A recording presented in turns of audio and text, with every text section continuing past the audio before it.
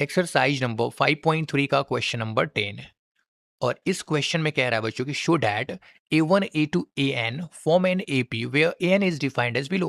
तो an को एक फॉर्मूले में डिफाइन किया गया है और इसका यूज करके हमें ये प्रूव कर देना है कि ये वाला सीक्वेंस एक एपीज में ही है। तो ये हो जाएगा फर्स्ट पार्ट। इस क्वेश्चन में फर्स्ट पार्ट सॉल्व हो जाएगा, लेकिन इसमें सेकंड पार्ट भी है। ये कह रहा है बच्चों की find the sum of first 15 terms. इसका फर्स्ट 15 टर्म्स का सम क्या होगा ये हमें निकालना है। तो दो पार्ट में ये क्वेश्चन है। क्लियर है बच्चों? तो चलो पहले हम इसमें फर्स्ट पार्ट को सॉल्व कर लेते हैं, प्रूव कर देते हैं yes it is an AP, और उसके बाद इसका हम लोग सम भी निकाल लेंगे। क्लियर है बच्चों? तो a1 a2 हमें निकालना है। a1 निकालने के लिए n की जगह पे 1 पुट कर देना है, तो n की जगह पे रख देंगे 1। तो a1 इज इक्वल टू हो जाएगा 3 प्लस n की जगह पे 1 रख देना है, तो 4 इंटू 1 हो जाएगा और ये हो गया 7। n की जगह पे अब 2 रख देंगे तो सेकेंड टर्म निकल जाएगा a2 और ये हो जाएगा बच्चों इसका value 4 into 2, 8 3 11। n is equal to 3 रखेंगे तो थर्ड टर्म निकल जाएगा और इसका वैल्यू निकल जाएगा बच्चों 15। इसका वैल्यू हो गया 15। तो 3 टर्म्स हमने निकाल लिया, इसको हम लोग लिख देंगे इस टाइप से 7 11 और 15। एक सीक्वेंस में हमने लिख लिया इसको।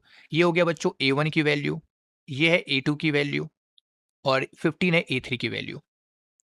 अब हमें इसको चेक करना है कि क्या ये वाला सीक्वेंस एपीज में है या नहीं है, ये हमें चेक करना है।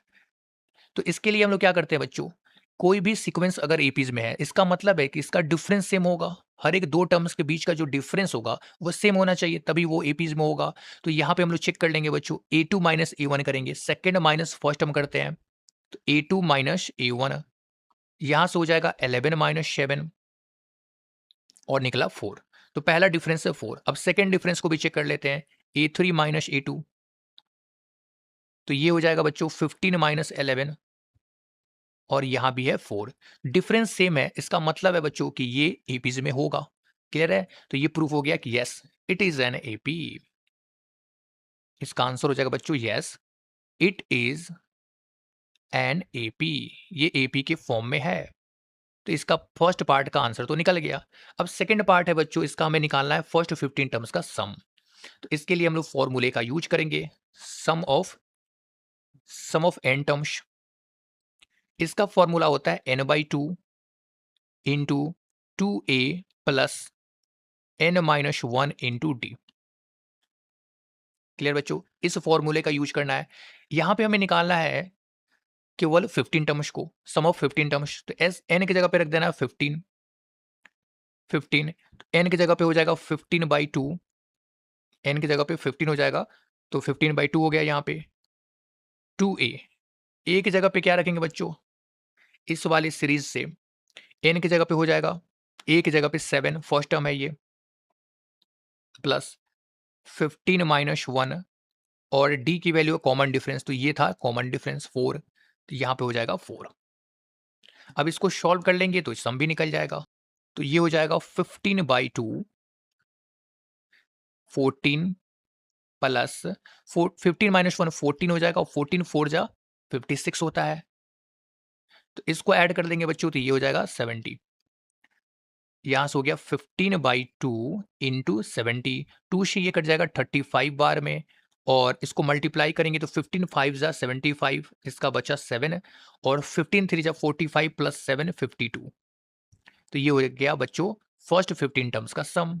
अब इसी में सेकंड पार्ट है बच्चों, जिसमें हमें an के लिए ये वाला फॉर्मूला दिया है, इसके लिए भी हमें सेम टू सेम ऐसे ही सॉल्व करना है। ठीक है? क्लियर है बच्चों? तो यहाँ पे हम लोग रखेंगे n की जगह पे 1 और यहाँ से हमें निकल जाएगा फर्स्ट टर्म। n की जगह पे 1 रखेंगे बच्चों तो a1 इज इक्वल टू हो जाएगा 9 माइनस 5 इंटू 1 और ये हो जाएगा 4, यहाँ से हो जाएगा 4। तो फर्स्ट टर्म निकल गया 4। अब सेकेंड टर्म निकालेंगे, इसलिए n की जगह पे 2 रख देंगे तो ये हो गया सेकेंड टर्म। तो ये हो जाएगा 9 minus 5 into 2 is equal to 10 और 9 में से 10 माइनस होगा तो -1 हो जाएगा। अब थर्ड टर्म रखना है बच्चों, तो n इज इक्वल टू 3 रखेंगे, ये हो गया थर्ड टर्म 9 माइनस 5 इंटू 3 15 और ये हो जाएगा 9, तो यहाँ से हो गया 6। 3 टर्म निकल गया बच्चों, तो इसको हम लोग सीक्वेंस में लिख लेंगे 4, सेकेंड टर्म है -1 थर्ड टर्म है -6। ये है बच्चों A1 फर्स्ट टर्म, ये है A2 सेकंड टर्म और ये है A3 थर्ड टर्म। क्लियर? अब हमें चेक करना है बच्चों कि ये एपीज़ में है या नहीं है। तो इसके लिए हम लोग इसका कॉमन डिफरेंस चेक कर लेंगे, वो सेम होना चाहिए। तो A2 माइनस A1 करेंगे यहाँ से, ठीक है बच्चों? A2 माइनस A1 तो -1 और -4 हो जाएगा। इसका वैल्यू है -5। फिर A3 माइनस A2 करेंगे, तो यहाँ से हो जाएगा बच्चों -6 माइनस -1, तो ये हो जाएगा -6 plus 1 is equal to -5। Difference same है, इसका मतलब है कि ये भी एपीज़ में है। इतना ही हमें प्रूव करना था बच्चों। तो फर्स्ट पार्ट तो सॉल्व हो गया। यस, ये इट इज़ एन एपी, ये एपी में है। बस ये हो गया फर्स्ट पार्ट का सॉल्यूशन। अब इसमें सेकंड पार्ट है बच्चों, यहाँ पे हमें सम ऑफ 15 टर्म्स निकालना है। सम ऑफ 15 टर्म्स, तो इसके लिए फॉर्मूला यही है बच्चों, इसी का यूज करना है हमें। और यहाँ पे सम ऑफ 15 टर्म्स का फॉर्मूला हो जाएगा n/2। तो n की जगह पे रखेंगे 15, 15/2 हो जाएगा 2a, 2 इंटू ए की जगह पे क्या रखेंगे बच्चों, ये वाला पा, ये है फर्स्ट टर्म। ए की जगह पे रखना है 4 प्लस 15 माइनस 1 और डी है हमारा कॉमन डिफरेंस, तो -5 यहाँ से कॉमन डिफरेंस था, -5। इसको सॉल्व करेंगे बच्चों तो फर्स्ट 15 टर्म्स का सम निकल जाएगा यहाँ से। ये हो गया 15/2, 2 इंटू 4 8 प्लस, और यहाँ से अगर सॉल्व करें बच्चों तो 15 माइनस 1 14 हो जाएगा इंटू -5, तो ये हो जाएगा -70। यानी कि यहाँ पे हो जाएगा -70, -70 हो जाएगा। और इसको सॉल्व कर ले बच्चों तो 15/2 इंटू, इसको सॉल्व किए तो ये हो जाएगा माइनस में -62, 2 से तो ये कैंसिल हो जाएगा 31 बार में, और इसको मल्टीप्लाई करेंगे तो 15 1 जा 15 का 5 बचा 1, 15 3 जा 45 प्लस 1 46, और ये हो जाएगा माइनस में। तो इसका सम ऑफ फर्स्ट 15 टर्म्स का हो जाएगा ये आंसर। क्लियर बच्चों? तो फर्स्ट क्वेश्चन सॉल्व हो गया। अब चलते हैं सेकंड क्वेश्चन पे। क्वेश्चन नंबर 11, इस क्वेश्चन में कह रहा है बच्चों कि if the sum of first n terms of an AP इतना, what is the first term? तो पहला टर्म क्या होगा जो S1 के फॉर्म में है? What is the sum of first two terms? पहले दो टर्म्स का सम क्या होगा ये भी निकालना है। What is the second term? Second term भी पूछा जा रहा है बच्चों। यानी कि इसको अगर हम लोग, इस वाली सीरीज को अगर हम लोग मान ले कि ये फर्स्ट टर्म A1 है, सेकेंड टर्म A2 है, थर्ड A3, A4 और ऐसे nth टर्म है an। क्लियर है? ये हमने मान लिया। तो यहाँ से क्या-क्या पूछा जा रहा है बच्चों क्वेश्चन में? पहले पूछा जा रहा है what is the first term? First term क्या है? A1 है, और यहाँ पे सम के फॉर्म में दिया है S1। तो जो S1 है बच्चों, ये एक्चुअली में क्या है? फर्स्ट टर्म है, A1 है। यही हमें निकालना है। तो ये हो गया पहला क्वेश्चन जो हमें निकालना है। What is the sum of first two terms? S2 हमें निकालना है, और ये S2 क्या है बच्चों? फर्स्ट टू टर्म का सम है, तो A1 प्लस A2 है। इसकी वैल्यू पूछा जा रहा है हमसे। फिर third number, what is the second term? यानी कि यहाँ से A2 क्या होगा ये पूछा जा रहा है। Find the third term. A3 क्या होगा ये भी पूछा जा रहा है बच्चों। और टेंथ टर्म भी पूछा जा रहा है, यानी कि A10 भी क्या होगा, और लास्ट में nth टर्म क्या होगा, an, ये भी पूछा जा रहा है बच्चों। तो 11th वाले क्वेश्चन में इतने सारे क्वेश्चन पूछे जा रहे हैं, केवल एक क्वेश्चन नहीं है बच्चों, ये बहुत सारे क्वेश्चन है इसमें। तो चलो देखते हैं इसको कैसे सॉल्व करना है। इसमें सम ऑफ एन टर्म भी दिया है बच्चों, सम ऑफ एन टर्म्स ये दिया हुआ है। इसके लिए एक फॉर्मूला है 4n माइनस एन स्क्वायर। इस फॉर्मूले का यूज करके हमें S1 और S2 निकाल लेना है। S1 निकालने के लिए n की जगह पे 1 रखेंगे तो S1 निकल जाएगा, और 2 रखेंगे तो S2 निकल जाएगा। क्लियर है बच्चों? तो चलो इसको सॉल्व कर लेते हैं। पहले हम लोग रख लेते हैं बच्चों n की जगह पे 1। इस फॉर्मूले में n की जगह पे 1 रखेंगे तो S1 इक्वल टू क्या हो जाएगा, जहाँ भी n होगा वहाँ पे 1 रख देना है। तो ये हो जाएगा बच्चों 4 इंटू 1 माइनस 1 का स्क्वायर इज इक्वल टू हो जाएगा 4 माइनस 1 इक्वल टू 3। तो S1 की वैल्यूज निकल गया 3, और S1 है क्या बच्चों, A1 है। ठीक है, तो ये हो गया फर्स्ट पार्ट का सॉल्यूशन, ये सॉल्व हो गया।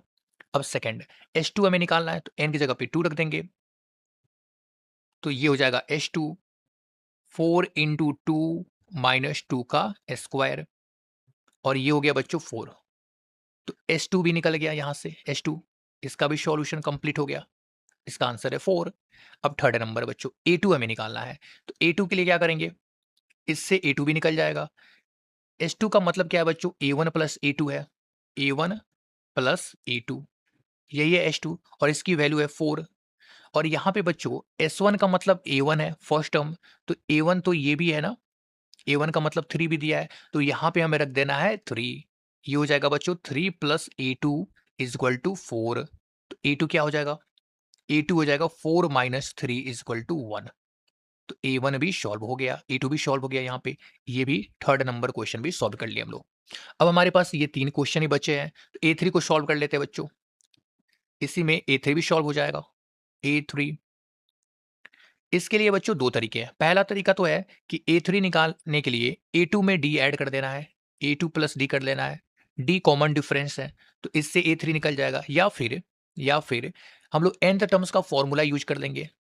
nth टर्म्स का फॉर्मूला ये क्या होता है बच्चों? A plus n minus 1 into D. ठीक है, ये होता है nth टर्म्स का फॉर्मूला। तो यहाँ पे हमें थर्ड टर्म्स के लिए निकालना है, तो ये हो जाएगा बच्चों A प्लस, यहाँ पे 3 रखेंगे तो 3 माइनस 1 2D हो जाएगा, 2D। तो इन दोनों में से किसी भी फॉर्मूले का यूज करके आप A3 निकाल सकते हो, है ना? तो इसके लिए हमें D निकालना पड़ेगा बच्चों। D मतलब कॉमन डिफरेंस। और ये कैसे निकलेगा? ये निकलता है सेकंड माइनस फर्स्ट टर्म करके। और फर्स्ट टर्म तो हमें पता है, फर्स्ट टर्म तो पता है बच्चों 3, फर्स्ट टर्म है 3 और सेकंड टर्म 1। तो कॉमन डिफरेंस क्या निकलेगा बच्चों? A2 minus A1।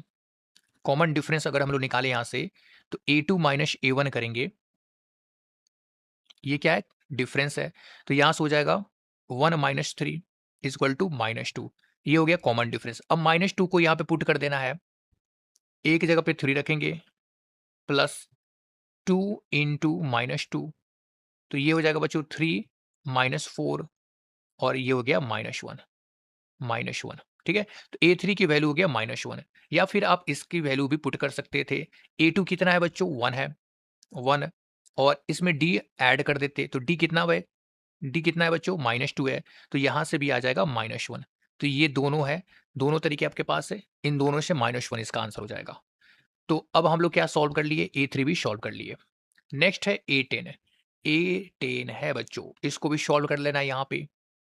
A10 इसके लिए ये वाला फॉर्मूला है बच्चों, इसका यूज करना है हम लोग।